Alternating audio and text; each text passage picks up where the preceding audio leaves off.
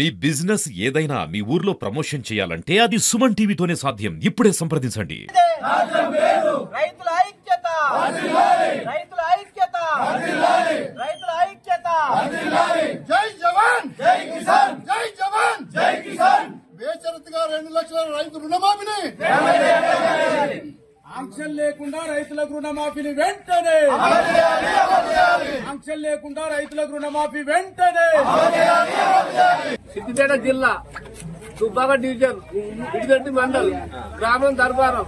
నా పేరు కుర్మ కనకం ఐసయ్య. మా బాధలు మీ ఇంటికి రాలేదు, మేము 2 లక్షల రుణమాఫీ చేయమని మాకు 6 పథకాలు పెట్టమని మీ ఇంటి చుట్టూ తిరగలేదు. మా ఇంటి చుట్టూ తిరిగి కేసీఆర్ పెట్టిన పథకాలు ఇడిచిపెట్టి అవి ఓంగా మళ్ళీ 6 ఆములు ఇచ్చినావు. అవన్నీ రుణమాఫీ రాలేదు. 2 లక్షల రుణమాఫీ చేస్తానని చేయలేదు. ఇప్పుడు ఎక్స్ట్రా ఉన్న డబ్బులు కట్టమంటే మిత్తి తెచ్చి కట్టింది. ఇప్పుడు నా కొడుకులు నాకు శాతకుండా అయింది. నువ్వు కట్టినా? ఎంత కట్టినావు? నాకు ఇంకా 10,000 ఎక్కువ కట్టలేదు. ఇంకా మీదికి వెళ్ళి 2 లక్షలు కాక మీదికి వెళ్ళి 10,000 ఎక్కువ కట్టా. మిత్తికి తెచ్చి కట్టినా? తెచ్చి కట్టా. మా మహిళా రైతులు, మా అవ్వలు అక్కలు అందరూ కూడా ఇక్కడికి రావడం జరిగింది. ఈరోజు మేము సెల్ఫీ ఫర్ రుణమాఫీ అనేటువంటి ఒక హ్యాష్ ట్యాగ్ తోటి ముఖ్యమంత్రి గారికి ఈ రైతుల యొక్క గోసను చెప్పాలని చెప్పేసి ఈరోజు పిలుపునివ్వడం జరిగింది.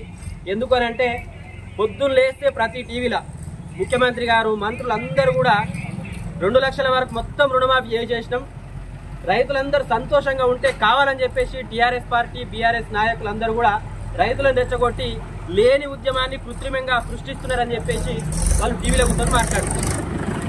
ఆ టీవీ చూస్తున్న రైతులకేమో కడుపంతా మసులుతున్నది. అరే నాకు 2 లక్షలు కాదు, నాది 50,000 లోన్ ఉంటేనే మాఫీ కాలేదు, నేను 2,50,000 2,70,000 ఉంటే మీద 2 లక్షల మీద ఉన్న 50,000 70,000 నేను కట్టేసిన.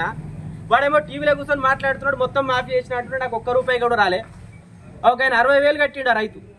ఈ 60,000 నేను మిత్తికి తీసుకొచ్చి కట్టినా. పోయిన నెల 8 తారీఖు నాడు 9 తారీఖు నాడు కడితే ఇప్పటివరకు నెల అయిపోయింది. ఇప్పటివరకు ఈ మిత్తి ఎవడు ఇష్టం లేడు, అసలు ఎవడు ఇష్టం లేడు అని చెప్పేసి ఆయన ఇంట్లో కూర్చుంటే కడుపు మసులుతున్నది. ఈయన బాధ ఈయనకే ఉంటే వాళ్ళు మాత్రం రైతుల బాధలను ఏం పట్టించుకోకుండా ప్రతిరోజు టీవీలో మళ్ళా గదే చెప్తున్నారు, మేము రుణమాఫీ చేసినాం, బీఆర్ఎస్ వాళ్ళకి ఏం పని లేదు కాబట్టి రైతులకు రెచ్చగొట్టు చేస్తే రైతులకు మేము అక్కడ కనీసం అంటే అంతమంది రైతులు వస్తారనేటువంటి విషయం మాకు తెలియక అక్కడ కనీసం భోజనం ఏర్పాట్లు కానీ లేకపోతే అక్కడ ఛాయ్ నీళ్లు కూడా ఏర్పాటు చేద్దామంటే కూడా వీలు లేని పరిస్థితి. ఎందుకంటే అంతమంది రైతులు వచ్చారు అక్కడికి.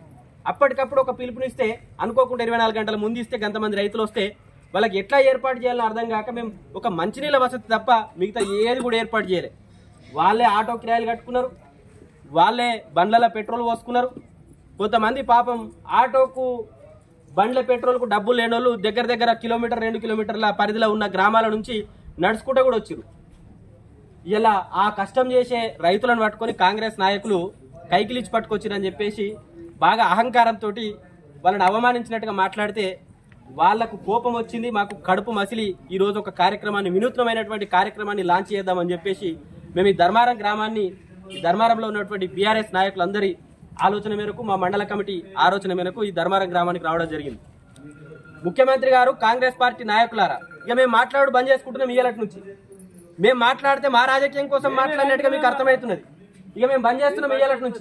ఇయ్యాలటి నుంచి మీరు ఏ మాట ఇచ్చైతే గద్దెనెక్కిరో, రైతులకు ఏదైతే మాయ మాటలు చెప్పి మీరు రుణమాఫీ చేస్తామని చెప్పేసి రైతుల ఓట్లు వేయించుకొని మీరు గద్దె మీద కూర్చున్నారో అదే రైతులు ఇయ్యాలటి నుంచి మీ యొక్క మాట తప్పిన విధానాన్ని, మీ యొక్క మోసపూరితమైనటువంటి ఈ కుట్రను రైతులు వాళ్ళ బాధ రూపంలో ఇయ్యాలటి నుంచి బయటకు పెట్టకపోతున్నారు. ఇలా సుమారు ఒక 200-300 మంది రైతులు ఈ చిన్న గ్రామం నుంచే వచ్చి ఇక్కడ, మేము రాత్రి కూడా చెప్పలేదు, పొద్దుగాల వచ్చి ఇట్లా ఏమంటున్నారే, మరి ముఖ్యమంత్రి గారేమో రుణమాఫీ అయింది అంటున్నారు, మనమేమో కాలేదని బాధపడుతున్నాం, మరొక వీడియో తీసి ముఖ్యమంత్రికి పంపిద్దామా అని చెప్పేసి అంటే 200-300 మంది రైతులు వచ్చిరిడ. ఈ రోజు నుంచి ఈ కార్యక్రమాన్ని ప్రారంభిస్తున్నాం. ఈ మండలంలో సుమారు 1000 నుంచి 1500 మంది రైతులతోటి వీడియోలు తీయించి మేము సీఎంఓకు ట్యాగ్ చేసి పంపించాలని చెప్పేసి ఈ యొక్క డిజిటల్ ఉద్యమాన్ని ప్రారంభించడం జరిగింది. దీని హ్యాష్ ట్యాగ్ మేము పేరు పెట్టిన మండల నాయకులు అందరం కలిసి ఏంటంటే సెల్ఫీ ఫర్ రుణమాఫీ. టీవీలో మాట్లాడితే నన్ను ఎవడు కొట్టేవాడు, నన్ను ఎవడు తిట్టేళ్ళాడు, రైతు ధర్మారంలో కూర్చుంటే ఏదో మాట్లాడితే నా దాకా ఎట్లా వస్తుంది, నేనైతే మంచి రోజు టీవీలో కూర్చొని మాట్లాడతా కదా హైదరాబాద్లో అని అనుకుంటున్నావు ముఖ్యమంత్రి. నిన్ను డిజిటల్ ర్యాగింగ్ చేయబోతున్నాం ఇయ్యాలటి నుంచి రైతుల సమక్షంలో. రైతులే నిన్ను ర్యాగింగ్ చేస్తారు, డిజిటల్ ర్యాగింగ్ ఇయ్యాలటి నుంచి గుర్తుపెట్టుకోవాలి. ఇప్పటికైనా సరే ముఖ్యమంత్రి గారు స్పందించేంత వరకు ఉద్యమం ఆగది.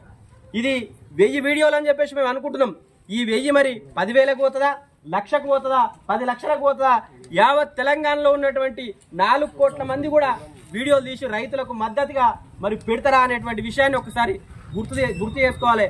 ఒకవేళ అయితే అట్లా జరిగితే కనుక మరి ముఖ్యమంత్రి గారి ప్రతిష్ట ఏమవుతుంది, కాంగ్రెస్ పార్టీకి ప్రజలలో ఉన్నటువంటి ఇమేజ్ ఏమవుతుందో ఒకసారి ఆలోచించుకొని ఇప్పటికైనా సరే స్పందించి ఖచ్చితంగా రుణమాఫీని కాని రైతులు ఎవరైతే ఉన్నారో వాళ్ళందరికీ రైతులకు అందరికీ వెంటనే ఖాతాలలో జమ చేయాలని చెప్పేసి మేము డిమాండ్ చేస్తున్నాం. ఆ డిమాండ్ చేసేంత వరకు కూడా మేము ఈ సెల్ఫీ ఫర్ రుణమాఫీ అనేటువంటి ఉద్యమాన్ని ఇది 1-2 రోజులలో ఆగిపోయే ఉద్యమం కాదు. ప్రతి గ్రామానికి పోతాం, ప్రతి రైతు దగ్గరికి పోతాం.